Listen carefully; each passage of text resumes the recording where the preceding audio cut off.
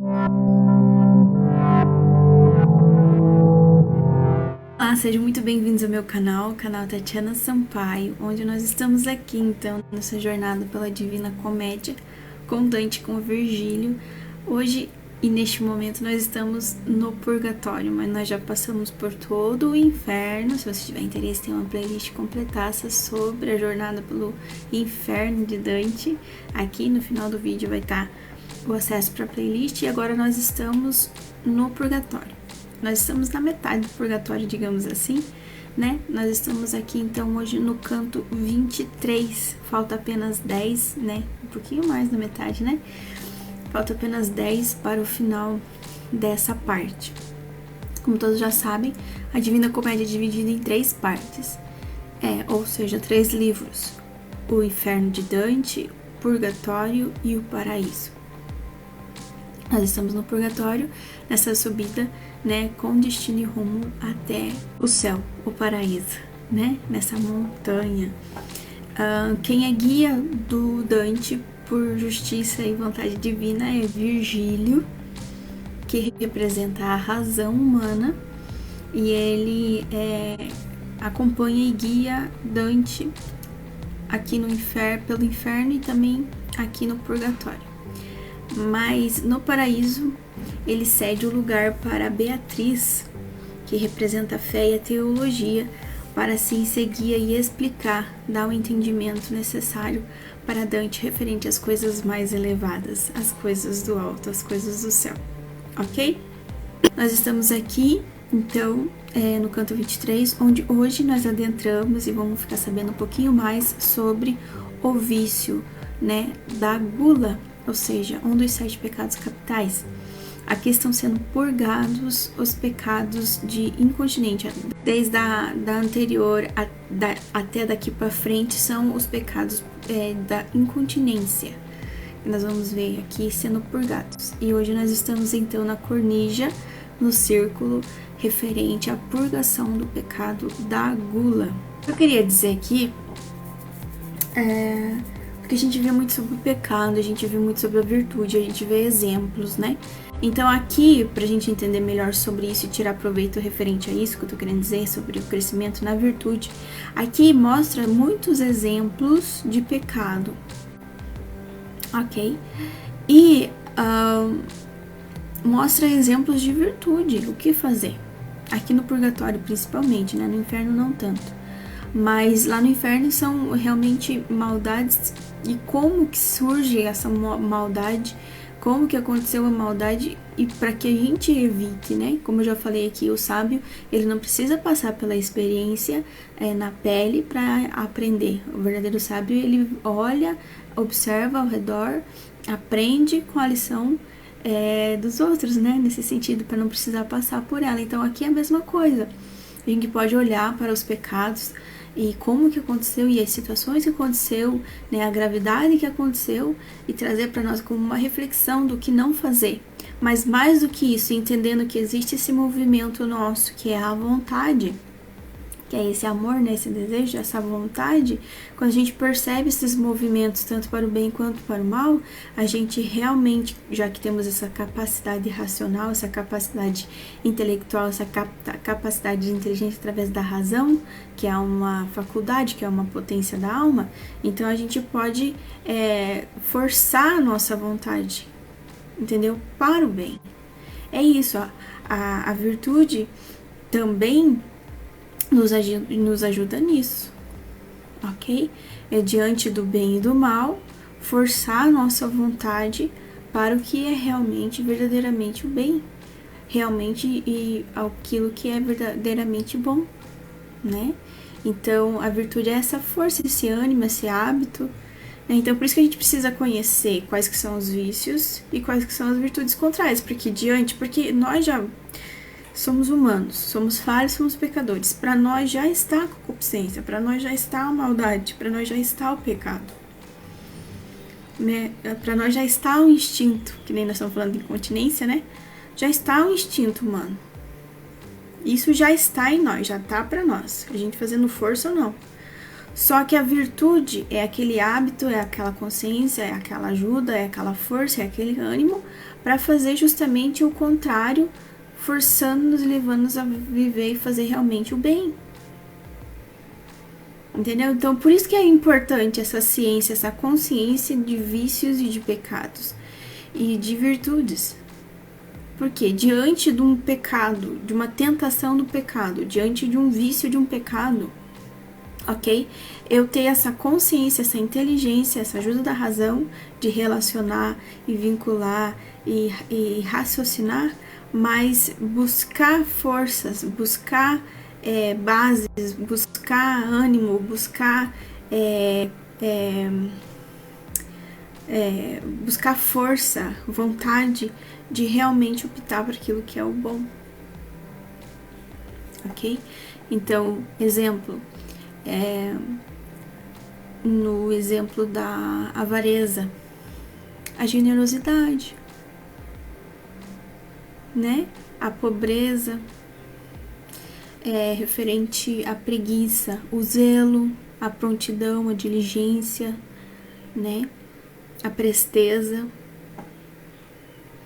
Exemplo lá a gente já passou pela soberba, a humildade, né? A humildade, a soberba, que é essa mistura de orgulho com vaidade.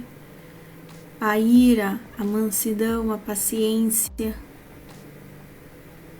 né? E para isso existe muitas técnicas, muitos meios. A paciência, como que eu vou adquirir a paciência? Se retira, se distancia, conta até 10, conta até 1000, conta até 20, olha com compaixão, com misericórdia, tenta olhar não só para os defeitos, mas também para as qualidades, e assim por diante, né? A inveja, o que faz com a inveja? Generosidade também, generosidade e misericórdia, sabe? Exemplo, como que eu vou vencer a inveja? Quando uma pessoa tá vivendo um momento feliz da vida dela, tá recebendo alguma coisa e tudo mais, e vem bater em nós, né, que eu já falei, vem bater na nossa porta a inveja, olhar pra pessoa e falar, ela é filha de Deus, ela é abençoada e ela merece. Independente se o meu coração tá dizendo o contrário, né? As emoções e o sentimento fluem daqui, né? Mas aqui tem que dominar isso aqui, né? Então, isso aqui tem que dominar tudo o resto. Por isso que Deus nos deu a capacidade intelectual de raciocínio, né? Então, é nesse sentido. Então, diante dessas situações, a gente forçar a nossa vontade, o nosso querer realmente diante do mal, né? Vamos dizer assim, né? Porque nós sempre vamos tender, já tá para nós, né? Mas diante do mal, sempre forçar a nossa vontade, o nosso intelecto para aquilo que é bom e verdadeiro, lembrando das virtudes, né? Pedindo socorro para Deus, ou focando, fugindo, né? Que nem dizem, referente ao diabo você enfrenta, mas referente ao pecado você foge. Porque o pecado só depende de nós pra gente cair, pra gente se perder. Então é essa luta constante. Então é por isso que é interessante a gente nos conhecer, a gente conhecer tudo isso, e diante desses exemplos do que fazer e do não fazer, né? Tanto que aqui tem os freios e os látigos, né? Os látigos são incentivo às virtudes, e o freio é referente a exemplos de pecados castigados aqui, o que a gente precisa evitar, né? Pra gente não passar pelo mesmo. Então, essa é a lição que a gente pode trazer pra gente, pra nossa vida. Essa é a reflexão que a gente pode trazer através dessa obra pra nossa vida. É isso que eu tô querendo dizer quando eu falo trazer pra nossa vida e agregar valor, agregar conhecimento, para que diante de situações, nem todas, né, diante de algumas situações parecidas, a gente já saiba o que fazer. E a gente já saiba o que vai acontecer se a gente optar também pelo pecado, né? Então, é nesse sentido. Né? Não a ferro e fogo, né? É uma ficção, mas que a gente pode trazer valiosas lições, a gente pode. Então, hoje nós estamos aqui para mais um exemplo, mais um ensinamento sobre um vício referente aos 7 pecados capitais, que é a gula, que é o pecado de incontinência. que tá mais pro instinto humano do que realmente uma tendência racional ali de querer, né? Existe essa relação lá no inferno também, né? Os pecados que foram cometidos realmente com consciência, com intenção de causar o mal, e aqueles que foi mais por causa de incontinência, ou seja, de instinto mesmo, né? Então, nesse sentido, que condiz muito nisso, né? A regra para o pecado é essa, tá? Em Filoteia, São Francisco de Sales explica muito essa dinâmica do pecado. O pecado em si, ele é pecado em ato praticado, em atitude. Mas existe um caminho para até chegar a esse pecado praticado literalmente. Então, existe a tentação, né? E nós somos tentados de 3 formas. Nós somos tentados pelo nosso instinto, né? O humano, nós somos tentados pelo mundo e nós somos tentados também pelo demônio, pelo maligno, né? Nesse sentido. Então, nessa tentação, nesse sentido, existe umas 4 fases para chegar até o pecado. Existe a tentação, né? Onde propõe-se o pecado, a situação do pecado, ok? Aí existe, então, a disposição para aquilo, ou seja, isso me parece bom, ou não, isso não me parece bom, esse raciocinar, esse relacionar diante da tentação, ok? E existe o consentimento. Aí dizem que quando a gente, apesar de distinguido, existe a situação da tentação, beleza? Existe a situação da tentação e depois existe a nossa atitude diante daquilo, que é a nossa reação referente àquela situação, aquela oportunidade, né? Aquela tentação. Então, se propõe o pecado, nós relacionamos, então reconhecemos se é bom ou não, diante daquilo que a gente relaciona, né? A gente consente ou não. Agora, aí é que tá. Se eu digo, não, é pecado, e mesmo assim eu consinto no meu coração, então eu já pequei. Mas se eu digo, não é bom, é pecado, e eu rejeito, então eu não pequei. Nós não estamos livres da tentação do pecado, das situações de pecado, mas nós temos literalmente o livre-arbítrio, literalmente o raciocínio diante dessas situações, para entender e conhecer o bem e o mal e escolher pelo o bem ou rejeitar o mal.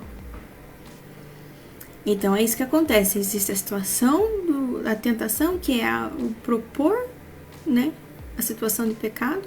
Existe então a nossa resposta a isso, né, diante do reconhecer a situação, o que é bem e o que é mal. Existe o consentir, que primeiramente está para a nossa vontade de querer e se deleitar com aquilo, aceitar aquilo, e depois o último nível do pecado, que é realmente o praticar, né, o pecado, né. Então, quando a gente sente esse movimento, da situação da tentação, a gente relaciona o que está acontecendo no bem e no mal ali, e a gente foge, ou a gente opta pelo bem contrário, a gente não pecou. Agora, se eu consinto, eu me deleito, né, e depois, aí eu já pequei. E se eu, nesse sentido, pratico ainda mais, né, nesse sentido, igual a ira. Ficar remoendo aquele sentimento, aí eu já consenti na raiva, na ira, né? Brigando ali dentro comigo, até ao ponto de explodir, daí xingar, brigar, bater, quebrar, né? Nesse sentido. Então, aí você já consentiu, não só consentiu, mas praticou o pecado da ira, da raiva, nesse sentido, em atitude, em ato. Então, nessa situação de tentação, você já tem o discernimento, entendeu? Do que fazer. Quando você consente isso dentro de você, você conversa com isso, digamos assim, né? aí você já tá pecando de alguma forma, né? Porque o pecado já tá em você nesse sentido, sabe? Aí quando você, apesar você vê esse movimento em você e você opta em não cair, faz força mesmo para fugir disso daí, você nega, você não consente, você luta interiormente e tal. E se você vence essa situação de tentação e de pecado, então você vence também na virtude contrária, né? Você fica forte nessa virtude contrária, você exerce, você vive, você recebe não, você conquista essa virtude contrária, que é da passividade e da mansidão. Isso dá um regozijo interior maravilhoso quando você vence, né? Quantas vezes, não sei se com você, mas quantas vezes a gente deita a nossa cabeça no travesseiro e fala, nossa, hoje foi um dia bem difícil, mas eu venci o dia, né? E isso dá um sentimento de paz e de tranquilidade para nossa consciência, para o nosso coração, para nossa alma, maravilhoso. E é isso que a gente tem que buscar todo o momento. E é para isso que servem as virtudes, é para isso que serve o livre-arbítrio, para isso que serve o nosso raciocínio, para isso que existe, né, essa força que é a vontade em nós, para a gente optar pelo bem. Porque isso gera em nós, quando vencemos no bem, gera em nós uma paz, uma alegria, um regozijo, assim, maravilhoso. Eu vou dar um parecer aqui sobre São Francisco de Sales, que ele fala sobre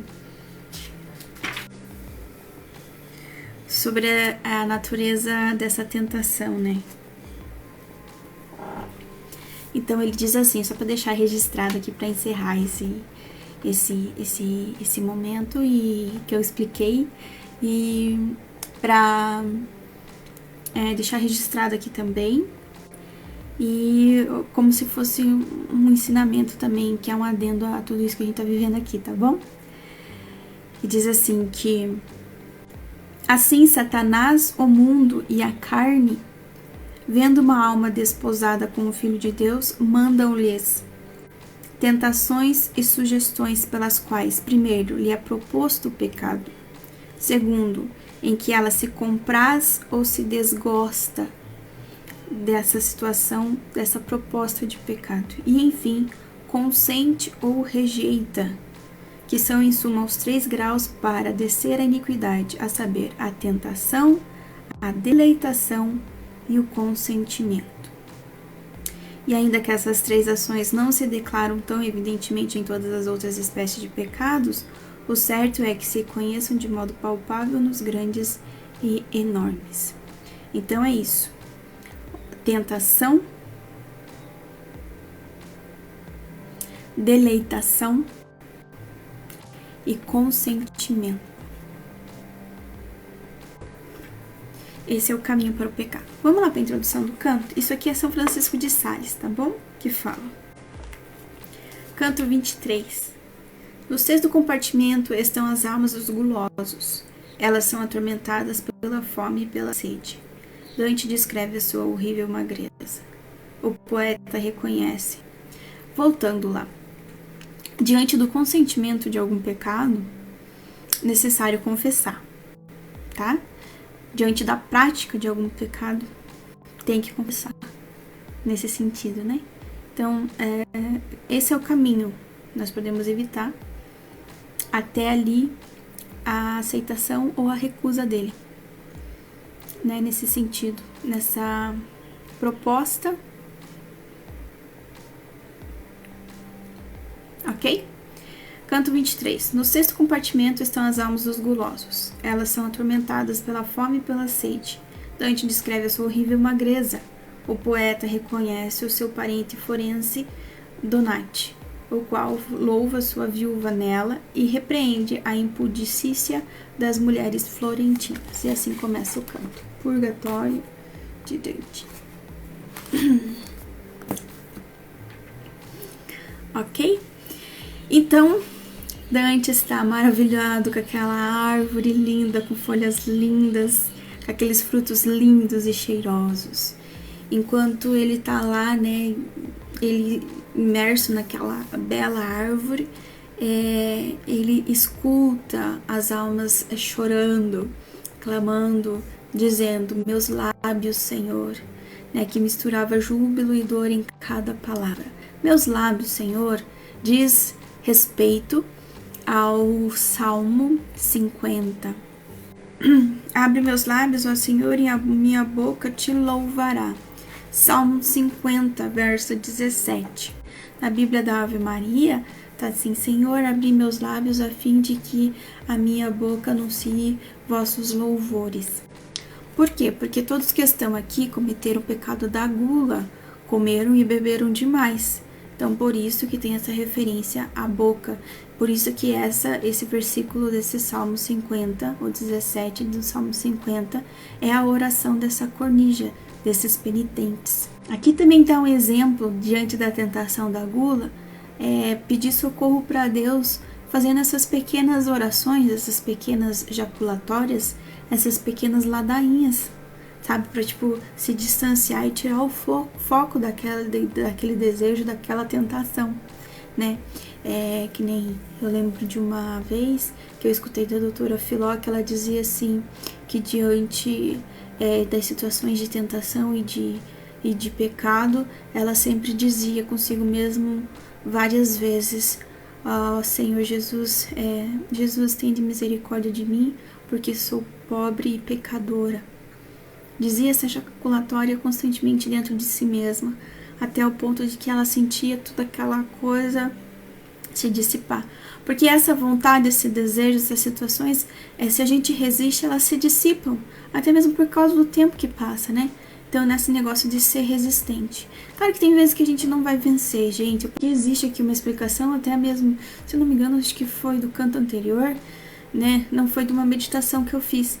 É uma meditação que eu fiz agora esses dias, de uma oração que eu escutei, que você praticar o mal para tentar resolver um mal ainda maior, não te livra da consequência do pecado nesse sentido.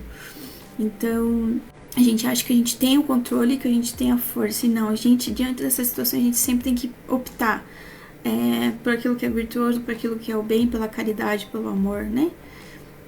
E confiar em Deus. Em nós mesmos a gente não pode confiar. Não pode, porque a gente é fraco e a gente se deixa levar, e a gente é humano e a gente é fraco, a gente é pobre e pecador. Então, nesse sentido, diante de toda tentação de pecado, por mais que aquilo que você tiver tentado a fazer parece um bem, né, está disfarçado de um bem, ou naquele sentido de que eu vou fazer isso porque eu preciso, a minha atitude agora vai fazer com que o mal maior seja... Não, toda atitude, um mal maior aconteça, um mal maior me prejudique nesse sentido. Então, toda escolha pelo mal é mal. Não existe essa conversa, esse diálogo, né? Então, sempre evitar, né? Sempre evitar.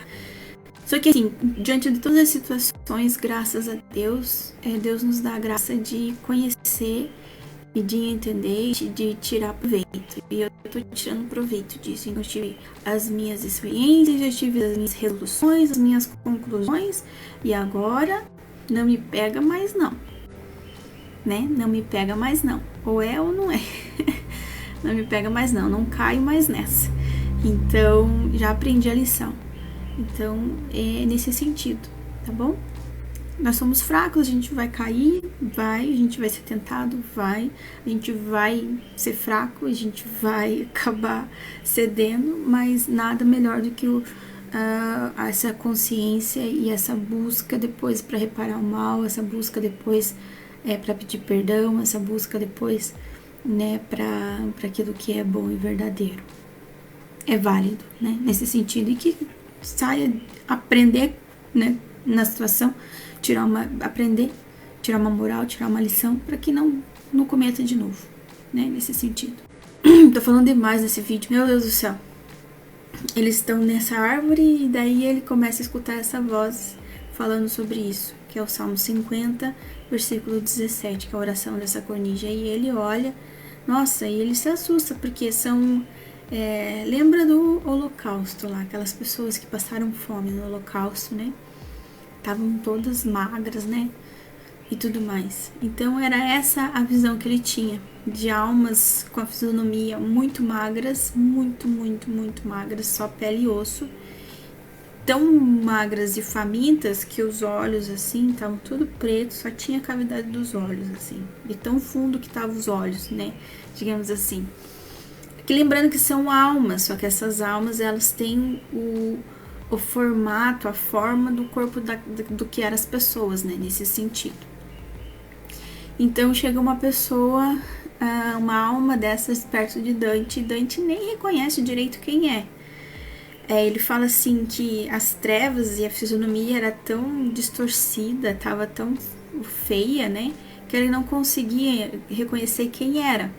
Mas uma luz iluminou ele naquela noite escura e ele conseguiu discernir e perceber que aquela alma, né, com aquela fisionomia triste e faminta, na verdade era o seu parente, Forese Donati, o parente dele.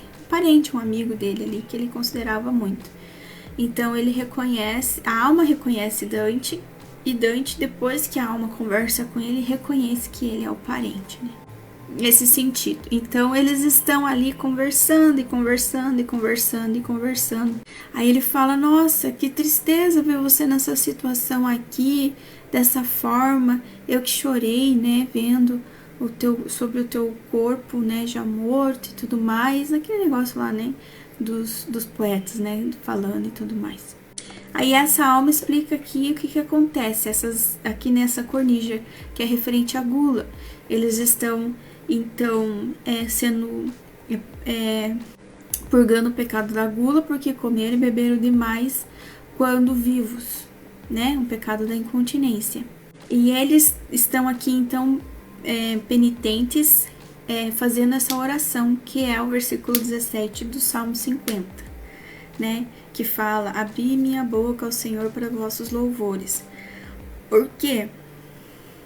Para que a consciência delas é como se fosse um ensinamento para essas almas de que a boca serve para mais coisa, para melhores coisas do que só comer e beber. E uma delas, e a principal, é para cantar louvores e glórias ao Senhor, né? Para dar graças, louvores e glórias ao Senhor nosso Deus que nos criou.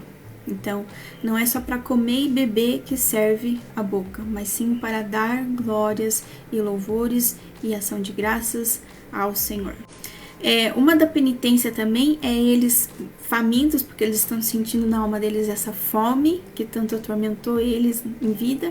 Eles ainda sentem esse movimento na alma deles e eles sentem o cheiro daquela fruta, o aspecto daquela fruta, daquela árvore bonita, e eles veem um riacho límpido e cristalino correr ali, né, junto com aquela árvore. Então essa também é a penitência dessa cornija, né? Além de tudo isso, além da fome que eles ainda sentem, esse movimento, né, na alma deles, eles veem esse fruto bonito e cheiroso, essa árvore bonita, essa água limpa e cristalina.